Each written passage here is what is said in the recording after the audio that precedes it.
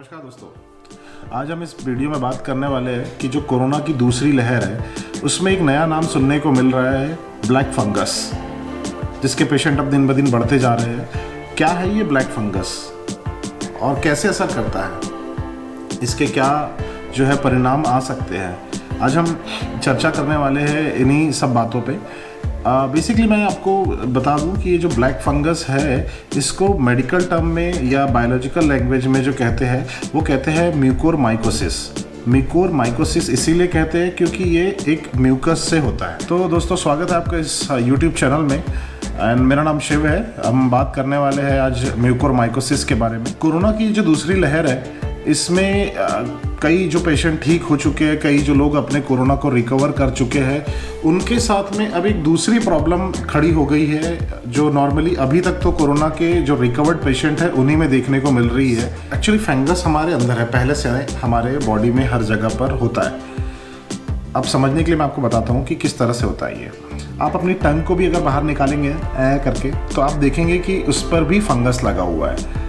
आप देखेंगे कि आपके गले में अंदर बहुत सारी बॉडी के अलग अलग पार्ट्स में क्या होता है कि हमारे बॉडी में पहले से फंगस से उपस्थित होता है।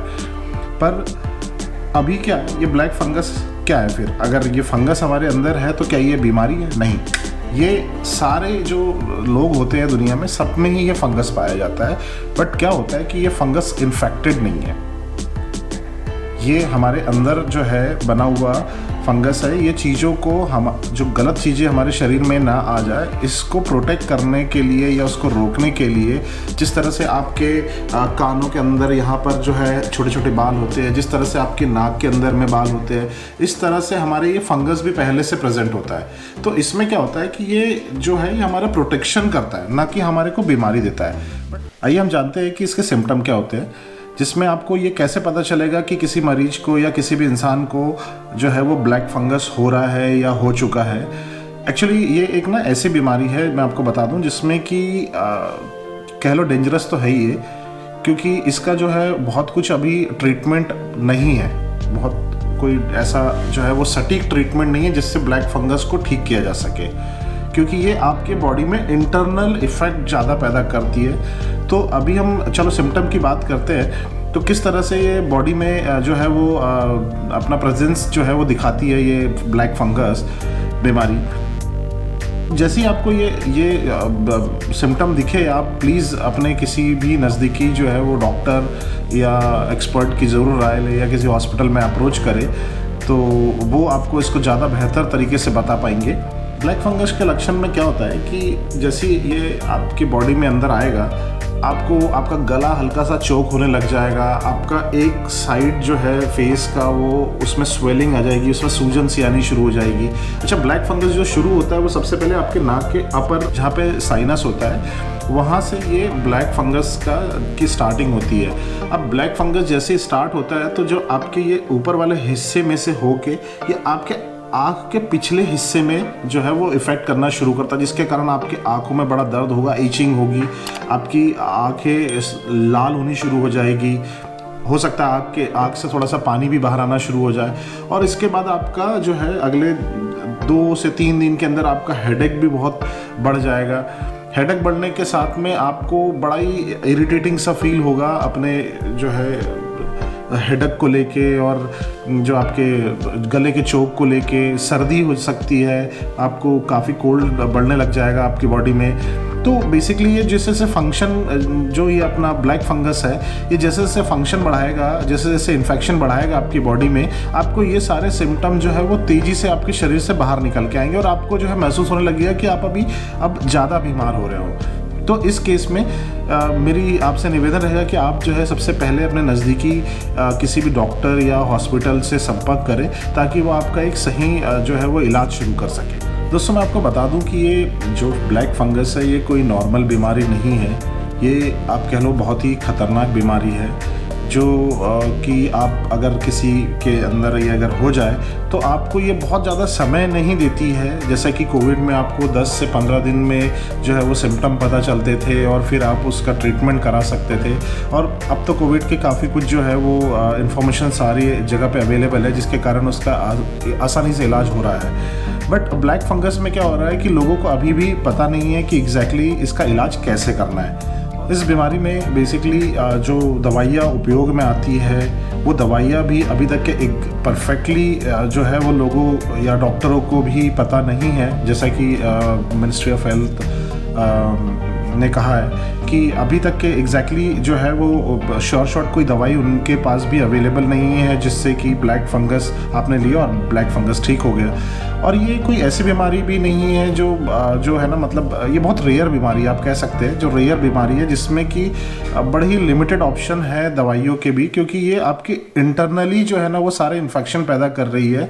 तो सिर्फ दवाइयों का रोल ही नहीं रह जाता। अगर ये बीमारी जो है वो अगर नेक्स्ट लेवल पे या कुछ आगे के लेवल पे जाती है तो उस केस में आपको सर्जरी भी करवाना पड़ता है। और सर्जरी के बाद आप सोचिए कि अगर आपके फेस में या कहीं इंटरनल पोर्शन में अगर सर्जरी होती है, क्योंकि बेसिकली ये इफेक्ट करती है आपकी आंखों में, आंखों की जो बैक साइड के पोर्शन में, जो आंख होती है उसके बैक साइड के पोर्शन में, तो ये इजीली जो है ना वो आपकी सर्जरी भी नहीं हो पाती है। और सर्जरी अगर इन केस हो भी जाती है तो उसके बाद जो आपका फेस है वो नेचुरल नहीं रह पाता है, उसमें कुछ ना कुछ चेंजेस आ जाते हैं। अगर कोई और भी आपको अगर फंगस से रिलेटेड बीमारी होती है तो उस सर्जरी में क्या होता है कि आप कि जितने भी इंटरनल सेल्स और टिश्यूज़ होते हैं वो सारे जो है वो इन फंगस इन्फेक्शन के कारण डैमेज हो जाते हैं। तो अगर आप कोई दवाई लेके ठीक हो भी जाते हैं टेम्परली, अगर टेम्परली ठीक भी हो जाते हैं, तुरंत जो है दवाइयाँ आपके बॉडी में असर करती है और आपको ठीक भी करने लगती है, तो जो आपके ख़राब वाले टिश्यूज़ या सेल्स जो आपके अंदर जो फंगस बचा रहता है उसको साफ़ करना पड़ता है। और वो एक सर्जिकल प्रोसेस होती है जिसमें कि डॉक्टर जो है वो ऑपरेशन के थ्रू ही उसको जो ख़राब फंक्शंस है उसको निकाल पाते हैं। तो आइए दोस्तों हम बात करते हैं कि क्या रीज़न है जिसके कारण ये ब्लैक फंगस होता है। तो मेनली कुछ रीज़न जो अभी तक के निकल के सामने आए हैं कि कुछ मरीज जो बहुत लंबे समय से आईसीयू में एडमिट थे या जो रिसेंटली भी कोरोना से रिकवर्ड हुए हैं, जिन्होंने लंबे समय तक ऑक्सीजन का यूज़ किया हुआ है, जिनका ऑक्सीजन लेवल कम हो गया था, या वो पेशेंट जो कोरोना के साथ साथ में डायबिटीज़ के भी शिकार थे या उनको कुछ और बीमारी उनके साथ में पहले से है कोरोना के अलावा, या रिसेंटली किसी पर्सन ने जो है वो अपना ऑर्गन ट्रांसप्लांट करवाया हो। तो ये सारे जो केसेस है, इन केसेस में ये ब्लैक फंगस होने की प्रोबेबिलिटी बढ़ जाती है वो। और अभी तक जो रिपोर्ट्स आ रही है उसमें 90% जो वही लोग हैं जिनको कि जो ये सारे स्टेज से गो थ्रू होके गए हुए हैं। तो बेसिकली होता क्या है कि जब आप लंबे समय तक के आईसीयू में एडमिट रहते हैं या आपको जो है वो कोई ऐसा ट्रीटमेंट दिया जाता है जिसमें कि स्टेरॉइड्स बहुत सारे यूज़ होते हैं, तो उस केस में क्या होता है कि आपके लंग्स में पानी भरने के चांसेस ज़्यादा बढ़ जाते हैं, क्योंकि जब ऑक्सीजन लंबे समय तक आपके मास्क के तौर पे आप यूज़ करते हैं तो उसमें बहुत आपके फेफड़ों में बहुत नमी बन जाती है। एक तरह की जो ऑक्सीजन का जो बचा हुआ लिक्विड है वो आपके फेफड़ों में रह जाता है, जो एक तरह की नमी पैदा करता है और बाद में ये फंगस का रूप ले लेता है। या फिर आपको बहुत सारे स्टेरॉइड्स जो है वो इन ट्रीटमेंट्स के दौरान दिया हो, जिसके कारण आपकी इम्यूनिटी जो है वो बहुत कम हो जाती है। और साथ में आप चूँकि डायबिटिक पेशेंट भी होते हैं या कुछ आपको दूसरी बीमारी होती है, तो ये जो ब्लैक फंगस है ये आप पर ज़्यादा हावी हो जाता है। तो देखिए दोस्तों, दो तरह से जो है इसकी हिस्ट्री अभी तक के जो है वो मिली है कि एक तो जो है आपके अगल बगल जो प्रेजेंस है फंगस की, आप वो इनटेक कर लेते हैं, उसके कारण आपकी बॉडी में जो है अगर आपकी इम्यूनिटी लेवल कम है तो आपकी बॉडी में इसका जो है एक विकराल रूप हो जाता है। और दूसरा ये है कि अगर आप जैसे कोविड या किसी ऑर्गन ट्रांसप्लांट से फ्री हुए हो अभी और आपकी बॉडी में आपने काफ़ी स्टेरॉइड्स लिए हुए हैं, तो आपकी इम्यूनिटी लेवल बहुत कम हो जाती है।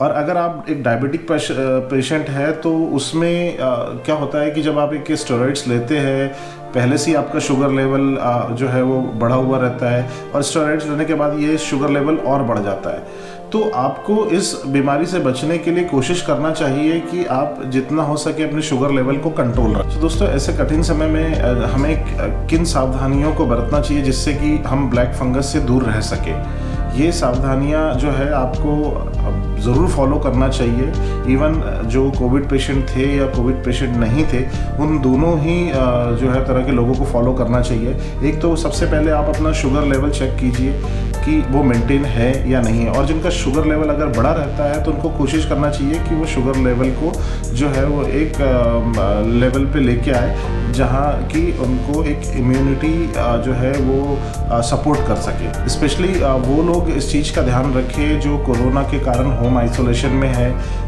वो अक्सर जो है वो अपना शुगर लेवल चेक नहीं करते हैं। तो उन लोगों को से खास रिक्वेस्ट है कि वो प्लीज़ अपना sugar level time by time check करते रहें। दोस्तों, इन सावधानियों के अलावा हमें कोशिश करना चाहिए कि हमारे आसपास की जगह साफ़ रहे। जैसा कि मैंने बताया कि फंगस जो है वो नमी में पनपते हैं या जहाँ पर हल्की ह्यूमिडिटी होती है वहाँ पर पनपते हैं। तो कोशिश कीजिए कि आपके आसपास सारी जगह जो है वो क्लीन रहे, कोई भी जगह नमी से भरी ना रहे और ऐसी कोई वस्तुओं का उपयोग ना करें जिसमें कि नॉर्मली फंगस हो जाता है या फंगस लग जाता है। तो ये सारी सावधानियों को बरत के हम जो है अपने आप को और अपने परिवार को और अपनी सोसाइटी को सेफ रख सकते हैं। इसी के साथ मैं आशा करता हूँ कि आप सभी लोग अपने अपने घर पर सुरक्षित रहें और औरों को भी सुरक्षित रहने में मदद करें। जय हिंद, जय भारत।